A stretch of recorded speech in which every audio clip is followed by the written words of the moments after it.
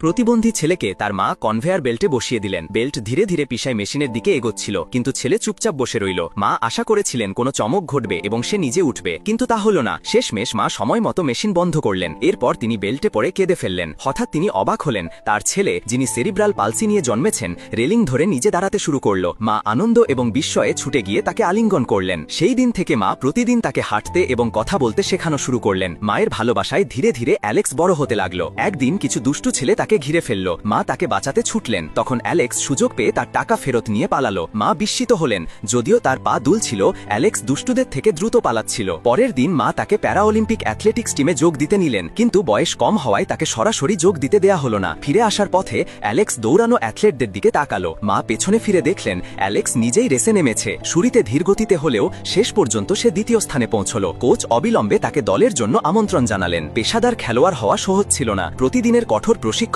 এবং ভারসাম্যের সমস্যার কারণে তাকে ফোর্থ রিলে রাখা হলো, কিন্তু সেখানে ইতিমধ্যেই থাকা একজন দৌড়বিদ খুশি ছিল না। সে শর্ত দিল, যদি অ্যালেক্স 100 মিটার 15 সেকেন্ডের কম সময় দৌড়ায় তখনই তাকে বদল করা হবে। অ্যালেক্স আরও কঠোর পরিশ্রম করল, কিন্তু 15 সেকেন্ডের নিচে যেতে পারল না।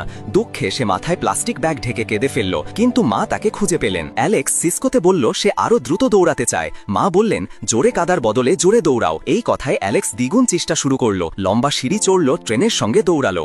অবশেষে ফাইনাল টেস্টে সে 15 সেকেন্ডের কম সময়ে দৌড় সম্পন্ন করল এবং প্যারাঅলিম্পিকের জন্য যোগ্যতা অর্জন করল। কিন্তু আসল রেসের ঠিক আগে তার এক দলের সদস্য মানসিক শক পেয়েছিল। রেফারির নিষেধ সত্ত্বেও কোচ তাকে সাহায্য করার চেষ্টা করলেন। সবাই আতঙ্কিত ছিল, কিন্তু অ্যালেক্স শান্তভাবে দাঁড়িয়ে রেসের জন্য প্রস্তুত ছিল। রেস শুরু হলো। প্রথম 3 জন দৌড়বিদ সর্বশক্তি খাটালেও ফাঁক কমল না।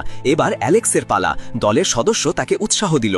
অ্যালেক্স যত দ্রুত দৌড়াতে পারল দৌড়ালো। শেষ পর্যন্ত 3 জন প্রায় একই সময় ফিনিশ লাইনে পৌঁছল। ফলাফল, অ্যালেক্স এবং তার দলের সদস্যরা গোল্ড মেডেল জিতল। মা টিভির সামনে আনন্দের অশ্রু